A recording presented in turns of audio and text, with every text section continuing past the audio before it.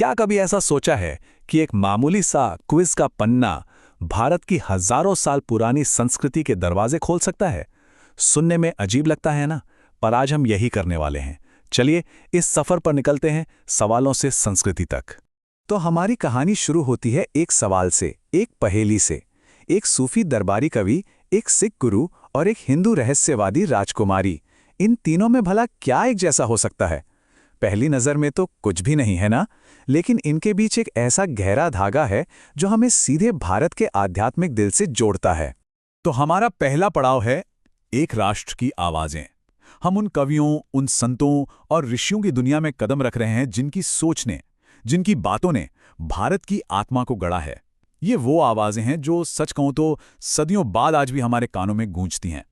और ये सब कुछ शुरू होता है इस एक पन्ने से। देखिए, ये सिर्फ मल्टीपल चॉइस क्वेश्चन नहीं है। नहीं, ये तो उन गहरी, उन जटिल कहानियों की चाबियां हैं जिन्हें हम आज खोलने वाले हैं।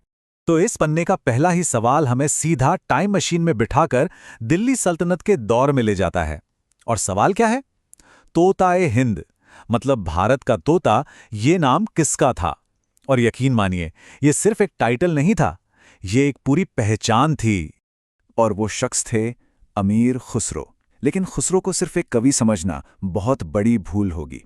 वो एक संगीतकार थे, एक बहुत बड़े विद्वान थे और एक ऐसे सूफी थे जिनकी आवाज में, कहते हैं, पूरे हिंदुस्तान की रूह बसती थी। और उनकी विरासत वो तो आज भी जिंदा है।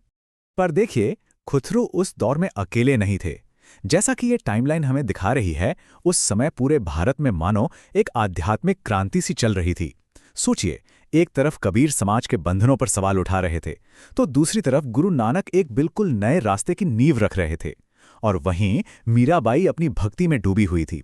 ये सारी अलग अलग आवाजें एक साथ मिलकर भारत का आध्यात्मिक ताना बाना बुन रही थी। अच्छा, तो अब संतों और कवियों की दुनिया से निकलकर हम अपना ध्यान उन राजनीतिक और ऐतिहासिक घटनाओं की तरफ मोड़ते हैं जिन्होंने सब कॉन्टिनेंट का नक्शा ही बदल दिया। मतलब अब हम शासकों और उनकी लड़ाइयों की दुनिया में कदम रखने वाले हैं।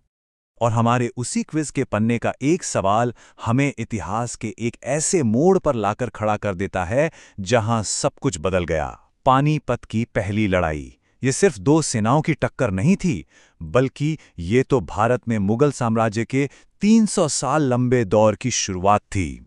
और यहीं पर आकर ना, इतिहास की दो बहुत बड़ी कहानियां आपस में मिलती भी हैं और टकराती भी हैं।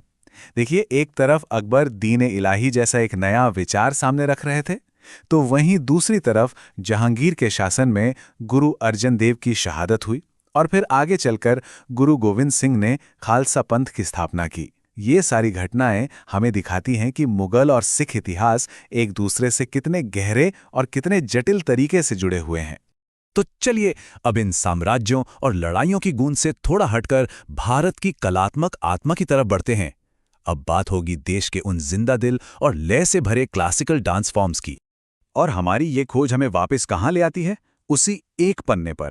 लेकिन इस बार देखिए, इन मैच द फॉलोइंग वाले सवालों में असल में भारत का एक सांस्कृतिक नक्शा छिपा हुआ है। एक ऐसा नक्शा जो हमें डांस की एक शानदार यात्रा पर ले जाएगा।